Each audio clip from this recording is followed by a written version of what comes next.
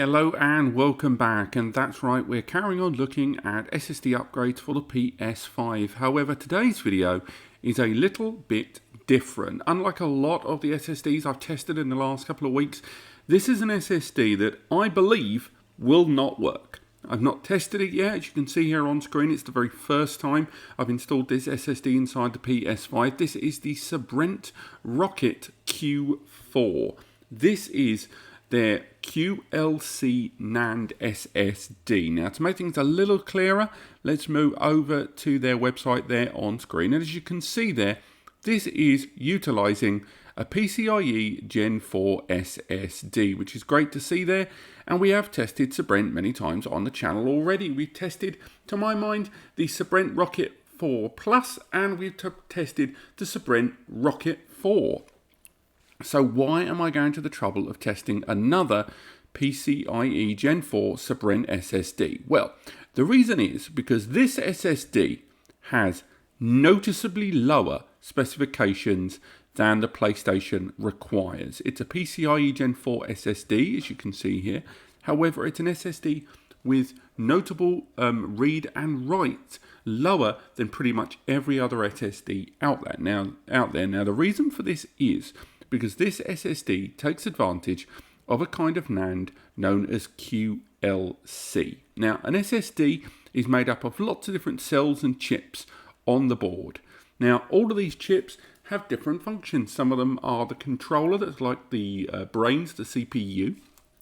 Then you've got the SD-RAM or DRAM, and that's the memory, or much like a PC or one of the things you're watching this on. And the rest of the memory, there's other little bits and bobs, but the majority of the rest of the memory is where the storage lives. Now, NAND arrives in layers. Now, data is applied to these, and it's a kind of level of durability that this NAND can have and store a certain amount of data, and it's a balance all the way through.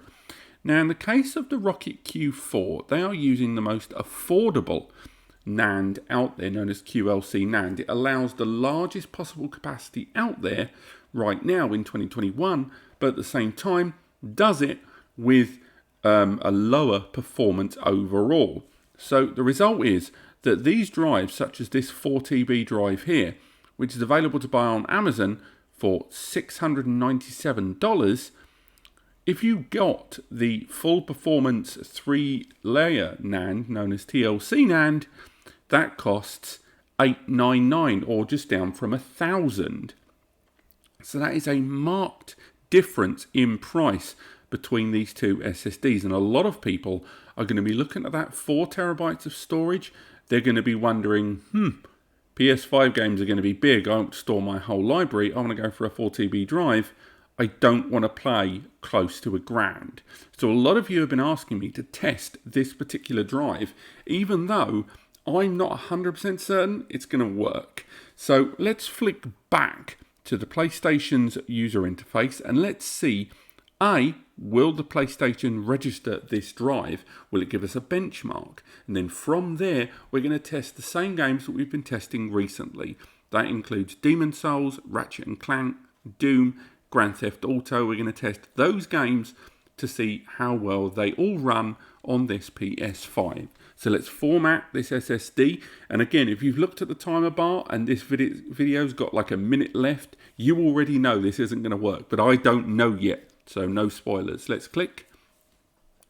It formats our 4TB Rocket Q4. And as we can see, this has actually added it as 5,600, which I query a lot.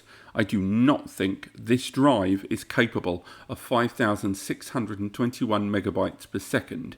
So this beta is certainly not complete for me, and I do not trust that stat. No disrespect to the drive. I'm sure as far as, value for money, and they're being very upfront about it being QLC NAND and publishing those performance figures, but I do not trust that PS5 benchmark there on screen. But for now, let's make our way into the PS5, and from there, we can start moving some games over. Now, I don't know if you saw that pop up at the top right to say that some downloads have been added. Those downloads there, I believe, are for some other games that are being downloaded and added for some future testing, so I am going to have to quickly cancel those. Right, so we've made our way onto the settings menu there. Just going to move the mic. And let's go straight into the storage manager and see whether our drive is still visible. There it is. It's again the Sabrent Rocket Q4 there being displayed at 4 terabytes. So loads of space to play with. So what we're going to do is move over a bunch of games. We're going to go with the games that we've moved previously and tested against how they booted within the PS5. So let's go ahead and move some of those games over to the M.2 storage as we've done previously. Again, we will look at how long it takes for it to transfer these games, 367 gig of data, but I will once again highlight that when we do transfer this data, that there is definitely an internal bottleneck here. I'll explain right now. Let's transfer those games over. So, for those that aren't aware, when you're moving games over from the internal PS5 SSD, as we're doing now, onto a connected M.2. I've mentioned this in other videos. I'm sorry to be repetitious, but we've got to touch on it again. I do feel there's some kind of bottleneck there in the middle. I think somehow in the middle of it, either there is encryption, compression, data checks, block checks, certification, anti-piracy measures, I'm not sure. But given that the internal read performance of the PlayStation's SSD is in excess of 5,000 megabytes per second, and this SSD, even if its write performance was 3,000 to 4,000 megabytes per second, it would not take this long to move over 360 gigabytes of data. It would take a while, but it would certainly be quicker than this. And every time I've tested different SSDs at different performance levels, every time I've tested it, it's always taken either 8 minutes to do the first transfer, and then when I transfer it back at the end of the video, it always takes around 16 minutes, regardless of the SSD. So there's definitely a bottleneck. So I'm not going to let you guys have to sit around and watch this bar fill up here, because there's just no point, because we're not going to see anything indicative of this drive versus any other, given that there's most certainly some kind of internal bottleneck with packaging or data block transfer happening in the middle. So I'm just going to fast forward now to the completion of the transfer of this data onto the M.2, and then we're going to run those loading tests on the Sabrent Q4. Right, so we've moved the data over. If we go back into the settings menu, go into storage, the M.2 storage there is our 360 gig of data being used there. So for now, why don't we make our way into our first game? So our first game is Demon Souls. It was a launch title for the PS5, and it's a game that takes advantage of that high-speed SSD. As mentioned earlier on in the information section down there, bottom right, the M.2 SSD storage. So let's load up the game. This isn't a game that we're going to be bench testing from loading directly from the user interface there, mainly because when you do transfer a lot of these games over, or even if you haven't transferred them over, you will notice that there's all those publisher logos and stuff like that at the beginning that can't be skipped.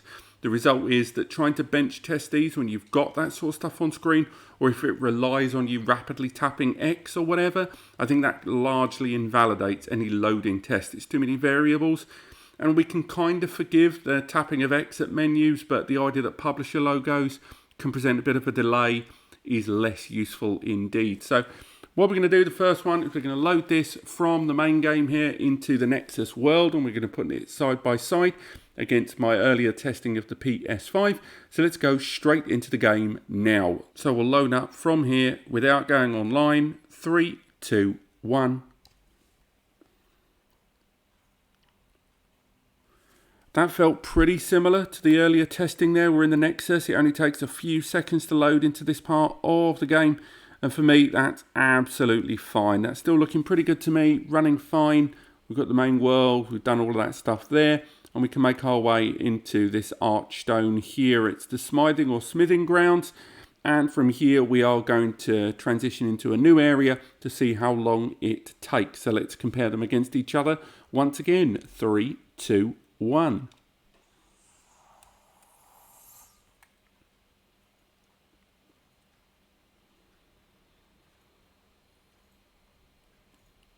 Okay, so we're on this new area of the game. That felt pretty darn similar to what we've seen previously.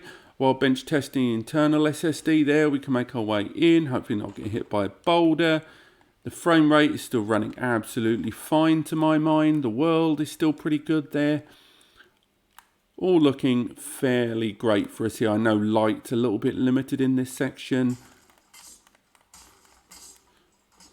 But yeah, absolutely fine. We can go into there. What we'll do now is we'll head back to the Archstone in a moment and just double check that the game is still going to do that load nice and fine. But yeah, looking at it there, nice smooth graphics there. The lighting effects are still very, very good indeed. Still running absolutely fine there. So let's head back into the Nexus world and from there load into another Archstone. And this Archstone will take us to an earlier part of the game, right at the very beginning in fact. And from there we'll bench test how the internal SSD stacks up against the Sabrent Q4, that QLC NAND SSD. So we're going to head here to the first Archstone. We're going to compare them together. 3, 2, 1. Transitioning now. And there we are in the world. That felt just as snappy. If there is a difference, it's got to be tenths of seconds or not at all. So we're going to go the usual thing. We're going to run around, try and push the game into having difficulty with any assets as we go. Try and move that around a little bit as we go. Seems to be running okay though. There's no issues. It looks exactly the same as we've seen previously there. And again, I'm pretty pleased with that before we move on to our next game, which will be Ratchet and Clank. But yeah, we're not seeing any slowdown there. We'll go quickly back into the world in case the game wants to kind of dupe us there by killing assets mid-game. But for me, that still looks pretty darn good. So let's make our way into Ratchet and Clank. So let's boot up Ratchet and Clank and make our way into the main game there. Don't worry too much about that humming. This game does utilise the disk where we got the data from, but don't worry, it doesn't access the disk during gameplay. It doesn't present any kind of bottleneck. We've double checked with downloaded versions of games and onboard games as well in previous tests. Now, this is a game, again, much like Demon's Souls, that was designed to really take advantage of that high performance SSD internally. We've got two saves to go from, one right at the start of the game and one about 20-30 minutes into the game with quite a heavy transition moment. So first, let's go into that one at the start of the game here. This is right after the opening cutscene. And what we do is make our way into the game a little bit where we can, get a lot of assets on screen and also test the loading. So let's go. 3, 2, 1. That felt pretty good. Again, without having them both side by side in front of me there, I'm not going to be able to tell because you guys are the ones that are able to see these running side by side. I can't see that, but for now, I'm seeing that fine. All the assets in the background seem pretty well loaded in. I know this is an on-rail segment, and for Ratchet and Clank's good graphics, it should always be highlighted. This is a game with quite a lot of on-rail segments, which still have quite a lot of kind of graphical rendering and creation in the background. So it's still a very good test, but it's worth just remembering that that it is still a quite heavily on rails type game there. Now, as we make our way along this, we're not going to sort of judge either of this, the internal SSD or the M.2 SSD, for how far they're making their way through the game, because I can't play both these games exactly the same. I'm just trying to create as much kind of activity on the screen as possible to kind of bench test and push it a little bit in case we can see maybe a loading barrier or we can see low texture polygons as we go through this. But right now this looks absolutely fine to me. I'm seeing no problems there. Everything's loading how I would expect. And again, nice, everything's running fine. We can go in and progress into this next section. And for now, I think I'm happy to say that this has passed for me, and I'm going to make my way onto that second save there. Now, as mentioned, the second save is that large transitional moment. It was heavily advertised very early doors at the PS5 and when Ratchet Clank was first being spoken about. So let's go ahead and load that next save up, and we'll go into it. 3, 2, 1. Absolutely fine there. We've got that all being created. We've got control of the camera. We've got control of the character. We've got the controls that we want there. Again, it is an on-rail section, but it's an on-rail section with a good degree of activity and graphics and transitions all the way through, that's really pushing the hardware for such an early release game there. Again, most of this I have control over, so I can go ahead and kind of control and mess around with some of these assets in a number of ways. But for now, we're going on to the last section of this before we get pushed into a cutscene and exit this game before our next game. But ultimately, I'm feeling like this is pretty good. Let's actually see what the rest of this area looks like. But yeah, we're moving into that cutscene at the end. And again, because it's a cutscene, we're not going to be inclusive of that in our timings. But I'm quite pleased with that. I don't see any issues with what we've seen there. And I think we can make our way now into our next game, which is Resident Evil Village.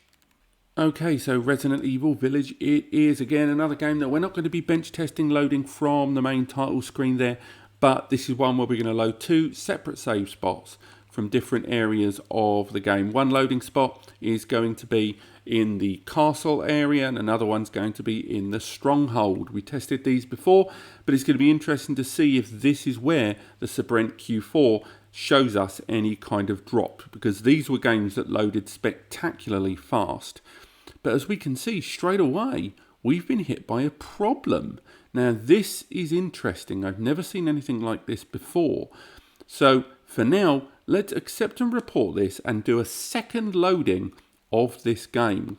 Because let's find out if this is a game that's already showing, or at least the PlayStation 5 is not being able to retrieve those assets. I'm going to include this in the edit. I'm not going to cut this out because I think it's important to keep it in.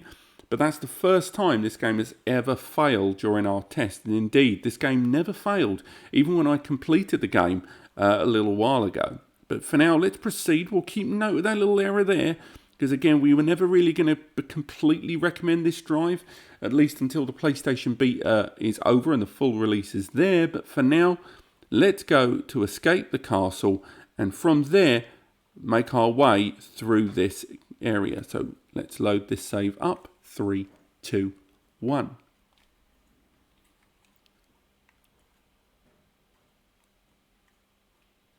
That definitely felt like a slower loading than we've seen previously.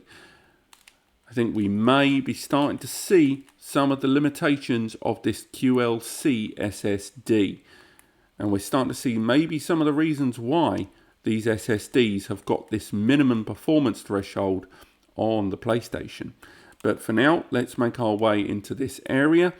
And what I'm going to do this time is I'm going to run through the castle a little bit, because I'm intrigued by the fact that that save spot felt like it took longer than we've seen previously.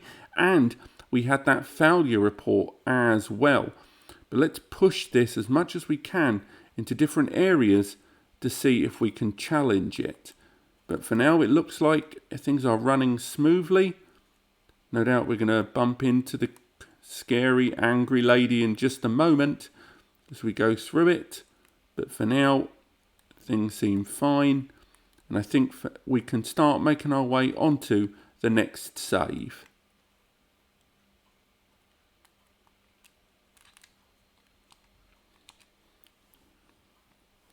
Back at the title screen.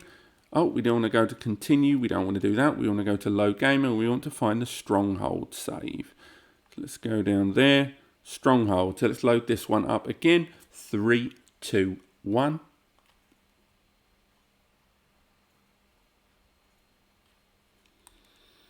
Again, that felt a little slower. Gotta say, we're going to run through the main forest area here into like the back caverns area, and then make our way all the way back to the main body of the village, as we've done previously, to try and force the game into either low textures, or to force the game into doing forced freeze loading. Something we've seen the PS4 version done. After previous videos I mentioned this was a factor, and if you play the PS4 version of this, then you do see that silent wall there. But again, that is very much version dependent. So we're going to keep moving our way through. I know it's a little dark there in the capture. I apologise for that. There's been no slowdown so far. There's been no low textures on any of the objects, like the crates or anything like that, that are kind of loaded in as we run through these segments. And for now, I think it's running as good as we'd hope. Not quite certain what that chap's doing there. We'll keep running through. Again, we're nearly there anyway. We didn't see any kind of silent loading there or anything like that on screen. We make our way back to the altar and we're absolutely fine there. So again, no slowdown, but certainly the loading was a pinch slower by my mind. So next we're going to make our way onto Doom Eternal. Loading up Doom Eternal now. We're going to head our way in, and again we're going to run from the title screen. We're just going to go past a few publisher logos here. Again, mostly unskippable. Real annoying every time you move games between the internal to the external SSDs or expansion SSDs. There seems to be some maybe nugget of data that's not been transferred over, and every single time the games believe that all of these scenes have already or they've never been seen before. So although you've played the game for the first time and you've never had to endure these every time for you, every time I move these over, I've seen those screens like 1,000,000 times now. And of course we're logging into the Bethesda net as well, something that we're not going to include in our timing. But for now, we're going to load directly from the title screen and again compare the internal SSD versus that of this Sabrent Q4. Let's go. 3, 2, 1. Seems to be running fine. Let's have a look. Making our way into the game. Yep. Seems to be doing fine. Again, the textures seem good. The frame rate hasn't dropped or anything like that. Again, we're seeing fairly normal activity in my opinion. As we go in, again, we're just going to push the game a little bit there. Making our way in. And yeah, for me, that's still doing absolutely fine there. And for now, yeah, we're fine there. I think that's running well enough for me to say that's a success. I would call that a success. And I think for now, we can make our way into the final game test, Grand Theft Auto. Let's head back into the menu. Not going to cut this, let's just run straight from it. There's Grand Theft Auto. This is a game that we're going to be bench testing directly from the title screen. The reason we're going to be bench testing from here is for those that aren't aware, and let's face it, we've all played GTA 5. Although this isn't a PS5 upscaled version, it still has one of the most horrendous load times of any game out there. Consequently, it's great to include it because of that horrendous load time to see if there's any difference here on the M.2 SSD. And again, we're comparing this against the internal PS5 SSD. So for now, let's load them up. 3, 2, 1. Now, do bear in mind that we're not going to be using the online mode. We're not connecting to online services. This is pure offline mode, single player, loading into the same save spot for both the internal SSD test on the top left and mine on utilising the Sabrent Q4 on the top right. I can't see what you guys can see on screen. I can only see mine right now, but again, it's running absolutely fine for me. And I'm going to be interested to see if it's at least the same speed, because what happened there early with Resident Evil has slightly thrown me, and I'm quite curious if that is going to be a problem down the line. The fact that this SSD has worked thus far is a very good sign. I'm not sure whether I would recommend it, to be honest, given that, you know, it's under the recommended minimum, and as soon as this comes out of beta, you can imagine Sony's going to be a little bit more concrete about the supported drives. But right there on screen, we should hopefully be loading into the single player, and here we are in the game. So how did that look on screen for you guys? Well, I'll know in the post-edit. Didn't feel too much different. Like most of the games, maybe it's in my head. It felt like it was a little slower, but I think it's mainly because I'm expecting things to be slower. So again, it'll only be in the post-production that I will see how true or not true that is. But for now, what I'm going to do is load a little bit more of this game out. I'm going to try and get some decent speed there without the game introducing barriers as I go and drive terribly. And just to see if we can push this into loading those low texture polys, or if we can get the game to introduce hidden loading times, which again, GTA 5, if you push it hard enough, will do. But again, I think for now, it seems fine to me. Even if I was not driving like an absolute tit, I think we'd be fine there. But what we're going to do to end this video is we're going to move the data from the SSD back onto the internal PlayStation storage just to see if anything gets flagged. It seems like it's going to be fine. And as we make a decent bit of speed there, let's go up the ramp hopefully. See if how much of the world, if we've got any clipping there.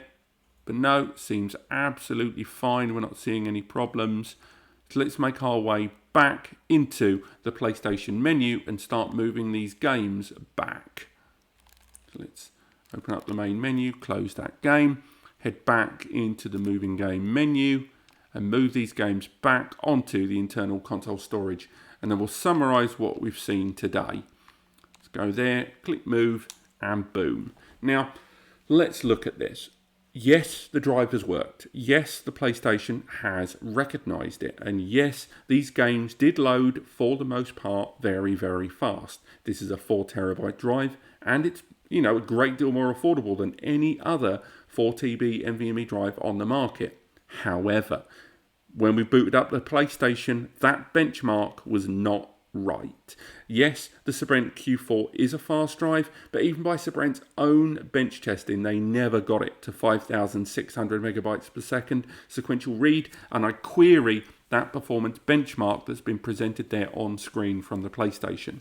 Also, let's not overlook what happened there with Resident Evil Village. Not only did the save spots feel like they took longer to load, and maybe in the edit that'll be proven to be wrong, but the game did crash, and the game has never crashed for me in the whole time I played it, and I've completed the game shy of twice now. So again, for that not to have happened, and I've been doing it on different SSDs, I think is a little bit of a tell about the stability of SSDs that are under that recommended minimum, and that Sony presents the recommended minimum for a reason. Perhaps because that is the maximum sequential read of the internal SSD, who knows. But otherwise, I think for now, I would still err on the side of caution and not buy drives like this. At least wait, for the most part indeed, until the full compatibility list from PlayStation, or more likely, you wait until it comes out of beta as a software update and into the full support, because hopefully then things will be a little bit more regimented, a little bit more rigid, and we'll get a better picture on what SSDs are the most compatible. But this has been my testing of the Sabrent Q4. We've got a full review on this SSD with speed benchmarks and more in another video. So do check that out if it's not already live. Click like if you've enjoyed the video, subscribe to learn more, and take advantage of the links in the description to a whole host of guides on PlayStation 5 upgrades, PlayStation 5 heatsinks, and just general data storage advice for you, your home, and your business. Thank you so much for watching, and I'll see you next time.